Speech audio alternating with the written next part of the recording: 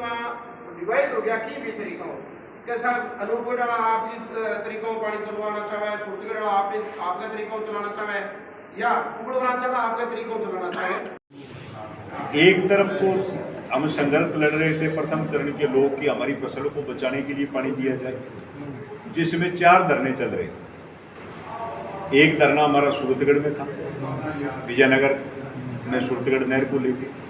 एक हमारा पुगल के किसान दे रहे थे, हमारे आरजेडी के किसान धरना लगा के बैठे थे, एक जगह और बैठे थे। और दूसरी तरफ अफसोस की बात यह थी कि पानी पाकिस्तान जा रहा था। पुलवामा के समय प्रधानमंत्री मोदी जी बार बार इस बात की दलील दे रहे थे, वो बीकानेर के एमपी और जो मंत्री है अर्जुन जी, वो ये कह रहे थे कि अब एक बूंद पानी है वो पाकिस्तान नहीं जाएगा, हम ऐसी व्यवस्था करेंगे। लेकिन हमारे लिए ये दुखदायी बात है कि ये नारा भी 15 लाख वाले नारे की तरह हास्य पर, इसको रोकने के लिए नहीं है।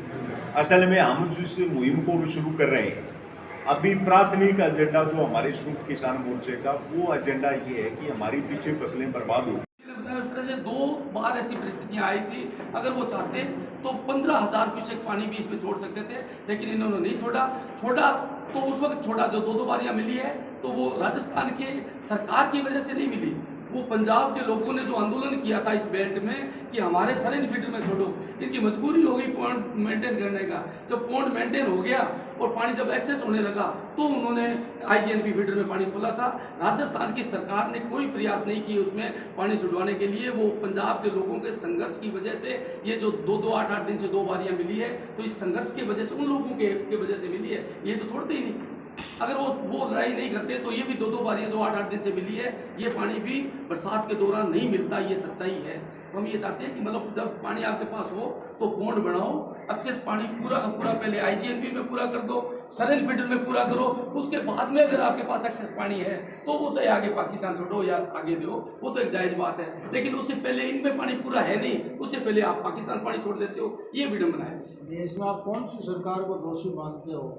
क्योंकि 2 सरकारें भी वर्तमान में कार्य कर रही हैं, दोनों ने ये किया, दोनों जिम्मेदार इसलिए है कि पिछली सरकार में भी पाकिस्तान पानी गया था और अब की बार भी ये जो बीमारी है ये पिछले 15-20 साल से लगातार 2004 के बाद में हम लोग देख रहे हैं। 2004 के अंदर जब मूवमेंट हुई तो 5-6 साल है इस चीज पर थोड़ा विराम लगा था, ठीक है।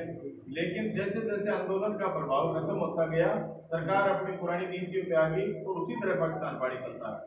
कुल मिला के राजस्थान सरकार इंदिरा गांधी नहर को कोई इश्यू ही नहीं मानने को तैयार है। बात ये है कि सरकार है वो इश्यू नहीं मानती कि इंदिरा गांधी नहर इतना बड़ा प्रोजेक्ट है, यहाँ पे किसान है, यहाँ से उत्पादन हो रहा है या सरकार को उससे फायदा हो रहा है, किसानों को फायदा हो रहा है, वो मानने को तैयार नहीं है। सरकार पूर्ण नीति पे सोई हुई है, उसमें चाहे कांग्रेस सरकार रही हो चाहे बीजेपी सरकार, कुल मिला के दोनों सरकारों को दोनों। अच्छा, ये हम किसान साथी ये भी आज की इस वर्तमान सरकार को भी चैलेंज करते हैं और दूसरा जो विपक्ष है बीजेपी, उनको भी हम चैलेंज करते हैं कि अगर वो आज की तारीख में इस मुद्दे को लेकर हमारा साथ नहीं देंगे तो हम उनको वोट की चोट करेंगे और हम हमारे स्तर पे निर्णय लेंगे कि किस आदमी को वोट देना। अच्छा, ये जो अपनी आगामी रणनीति है, जैसा कि अपने पूरे हिंदुस्तान का बहुत बड़ा आंदोलन था किसान आंदोलन, क्या अपने को ऐसा लगता है कि वापस एक ऐसा आंदोलन जरूरत है या होना चाहिए? आपकी क्या योजना है? वापस उसी तरीके की हम फिजा कायम करेंगे और हालात है उससे भी ज़्यादा विकराल परिस्थितियाँ ऐसी बन रही है कि लोगों के जो समाचार आ रहे हैं उसी तरीके के इस इलाके के अंदर हालात दोबारा पैदा हों और उसके लिए जिम्मेवार सरकार है। यानी अपने पहले जैसी रणनीति थी? हाँ साहब, उससे भी बड़ी होगी। मैं बता दूं, मैं टीबा बेल्ट का किसान हूँ। कॉमरेड साहब, मेरा नाम फिराज राम जाखड़ है। फिराज राम जाखड़।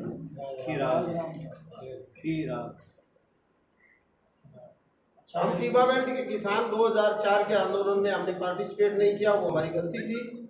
आज भी टीबा बेल्ट का किसान है, वो भी जग गए हैं। उगड़ के जो टीबा बेल्ट के क्षेत्र हैं हमारे भूखी आए हुए हैं और इधर 415 से लेके 620 के कई किसान भाई मेरे साथ आए हुए हैं। हम भी इसमें तन मन धन से सहयोग करेंगे और ये उससे भी बड़ा आंदोलन होगा। अगर सरकार ने आज समय रहते हमारी बात नहीं मानी तो। अच्छा ये बताएं आप, जैसे अभी बहुत अच्छा यूँ चल रहा है अपना और होना भी चाहिए किसानों की समस्या का समाधान। इस दरमियान एक ऐसा जुझारू नेता हमने कई मंचों पर उनको बोलते हुए देखा है, लेकिन आज वो या निष्क्रिय क्यों रहे, शोभा सिंह ढिल्लो, इसका क्या कारण है? नहीं ये नहीं, ये प्रत्येक क्षेत्र में कई मंचों पर हमने देखा है भाषण देते हुए नेताजी को, आज संबोधन में पीछे क्यों रहे, वजह क्या है? कोई ये बड़े ऐसा कुछ नहीं, हमारे सीनियर साथी बात कर रहे हैं। ये आज हमारा ये कोई सभा का मंच नहीं था, आज का है जो एक रणनीति का मंच था। रणनीति में हमारे सीनियर साथी है वो बात कर रहे हैं, रणनीति तैयार करें, आगे जब भी जरूरत पड़ेगी। आगामी आंदोलन है ये अपने किसके सानिध्य में, आपके सानिध्य में? किसानों का किसान मोर्चा, संयुक्त किसान जैसे मान लो किसान आंदोलन को अपने एहतराम जी बेनीवाल के सानिध्य में, संयुक्त किसान मोर्चा का नेतृत्व है। 2004 में आपने किसान मजदूर व्यापारी संघर्ष समिति बनाई और अभी संयुक्त किसान मोर्चा आपने कौन बनाया?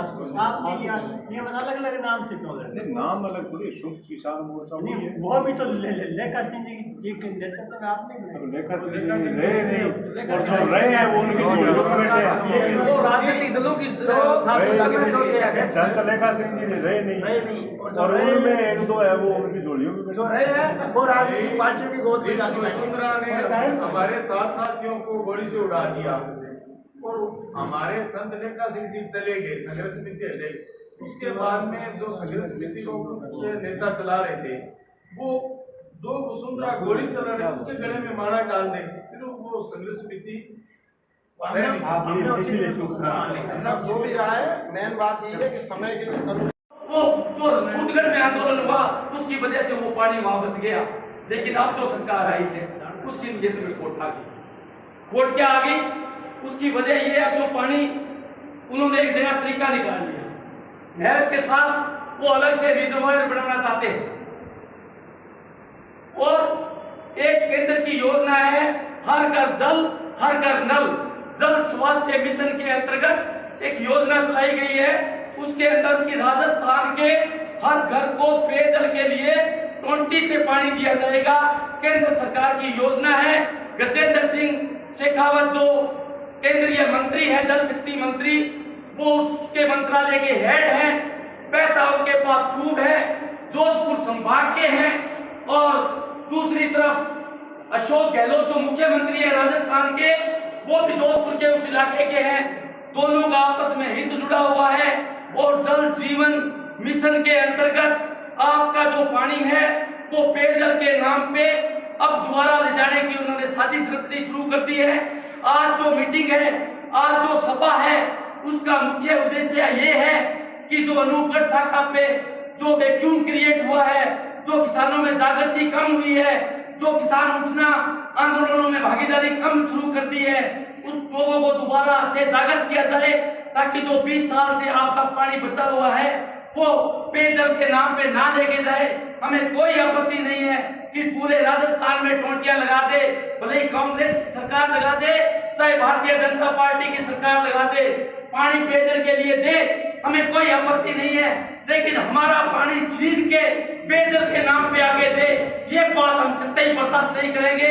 उसके लिए या तो डैम की कैपेसिटी बढ़ाओ, या दूसरे जो डैम है, चाहे वो नर्मदा नहर हो, चाहे बिशनपुर बांध है, और छोटे बड़े बहुत से बांध है, सारे राजस्थान को पानी पिलाने का ठेका इंदिरा गांधी नहर के प्रथम चरण के किसानों ने नहीं दे लिया।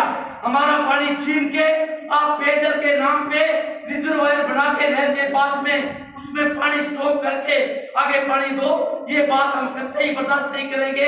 ये जागीर साहब बहुत बड़ी साजिश है। उसके लिए आज सारे लोग जो इकट्ठे हुए हैं, इस पे एक विस्तृत रणनीति, एक चर्चा हम लोग बनाएंगे।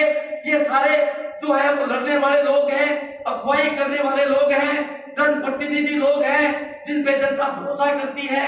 भले ही लोगों को गांव-गांव में एक एक ढाणी के अंदर प्रथम चरण के इलाके को पुगल ब्रांच से लेकर 496 आरडी के बीच का जो इलाका है उसमें चाहे इसके लिए हमें 2 महीने, 4 महीने, 6 महीने, चाहे 6 साल की लड़ाई लड़ पड़े तो भी हम लोग लड़ेंगे।